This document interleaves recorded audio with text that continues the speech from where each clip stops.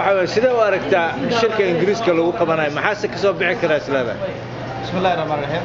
shirka Ingiriiska aniga waxaan u arkaa in ay wax ka soo bixi doonaan Ilaahay sababtan ku sheegay waxay tahay Soomaali 20 sano ay la fadhiyay madaxweyne waxa la waxay keeneen male hadii wadankii ay systemkiisa loo sameeyo taxi inta loo qaado ay qoradii dawladda ku soo celinayo inama Soomaali anaga u fadhinay meesha 20 sano hoosta ugu jirmay wixii intaas ka fiican deeno qeeraha loo keenay mustaqbal lagu celiyo tan kale ku weydiinay waxa weeyaan sida u aragtaa